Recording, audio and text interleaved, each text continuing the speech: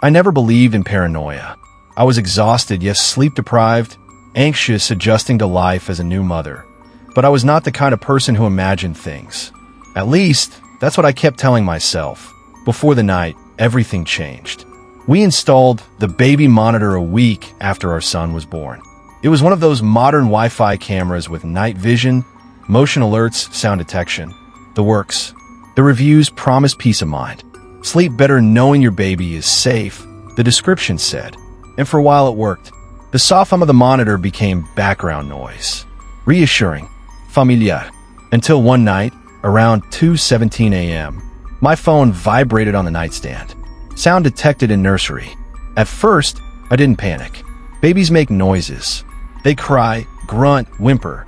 I reach for my phone, half asleep, and open the live feed, already preparing myself to get out of bed. But the sound wasn't crying. It was a man's voice.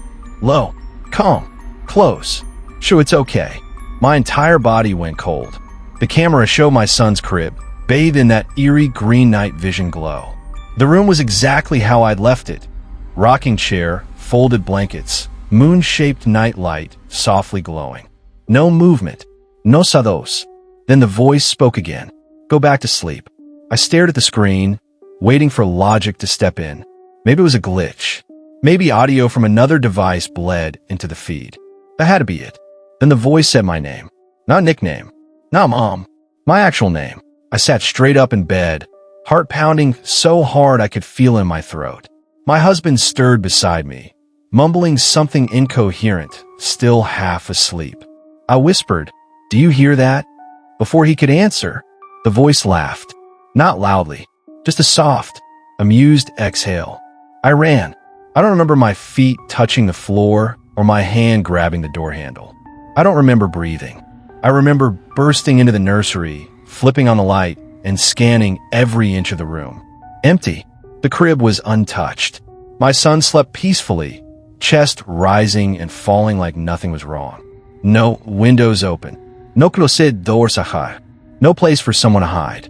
Behind me, my phone, still in my hand, crackled. The voice was still there. "You shouldn't have come in here," I screamed. My husband rushed in seconds later, grabbing me, demanding to know what was wrong. I shoved the phone toward him, shaking so badly I almost dropped it. "Listen," I kept saying. "Please listen." But the sound had stopped. The screen showed nothing but silence and infrared stillness. We called the police.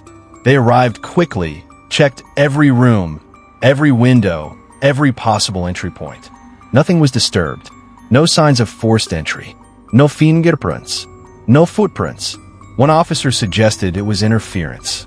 Another asked if we'd recently changed our Wi-Fi password. That question stuck with me.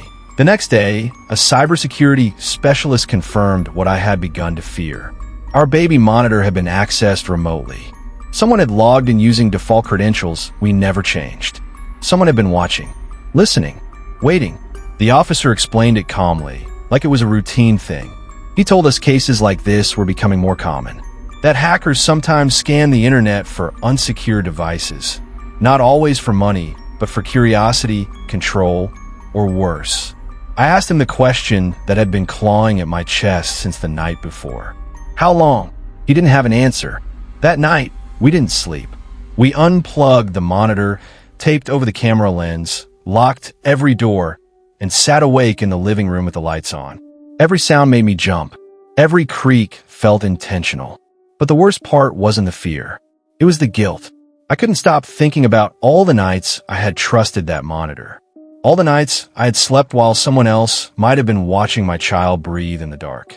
A week later, we moved. We didn't tell friends the real reason.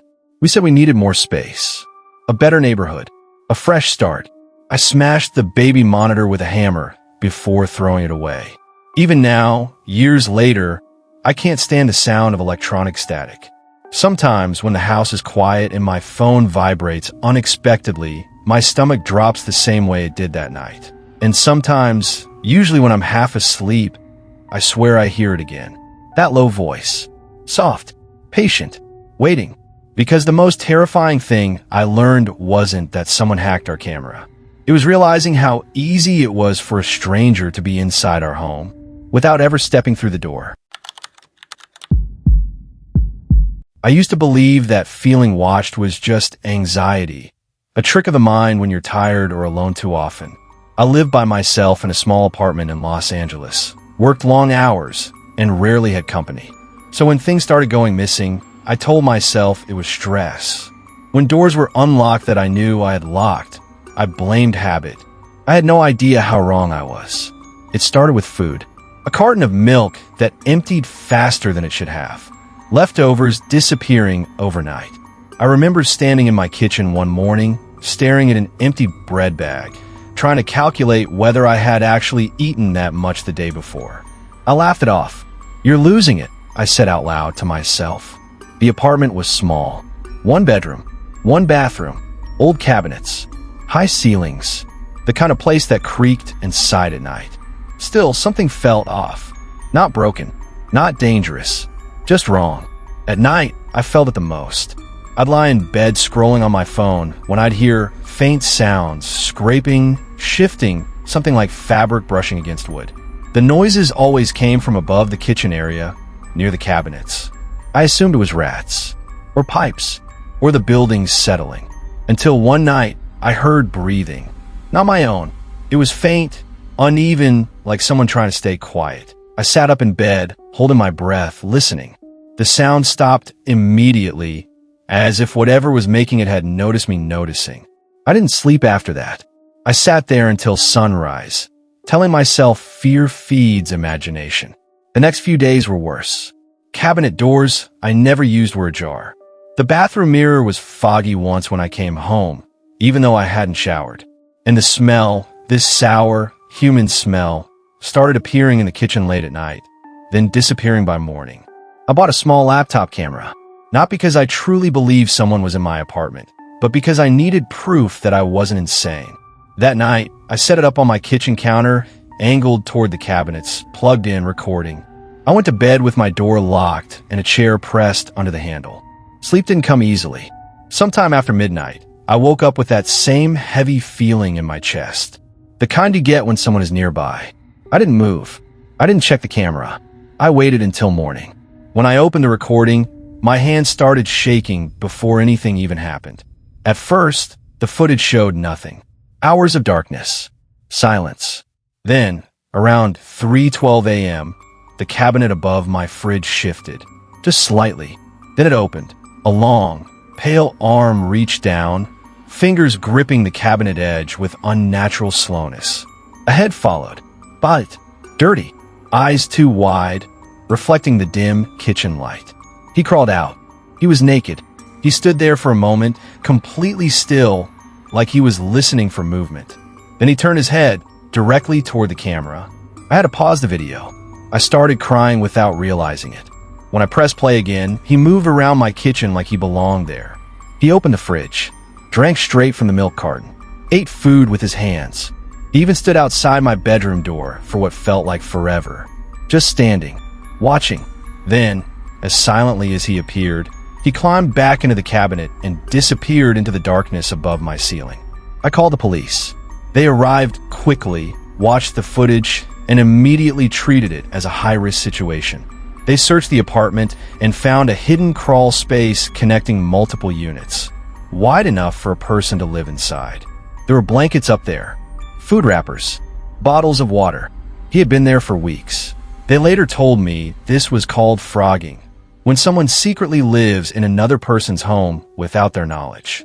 Most victims never realize it until something goes horribly wrong. They caught him the same night. I didn't stay to watch. I packed a bag and left. I never went back to that apartment. Even now, years later, I can't sleep in silence. I check locks multiple times. I watch ceilings more than doors. And when I hear a sound above me, no matter how small, my body freezes. Because once you learn someone can live in your home without you knowing, you never feel truly alone again. True horror doesn't need monsters, demons, or curses. Sometimes it's technology watching us back. Sometimes it's a human hiding where no one thinks to look. And sometimes the scariest thing is knowing this happened to someone just like you. If these true stories disturbed you, make sure to stay alert. And remember, fear is strongest when it's real.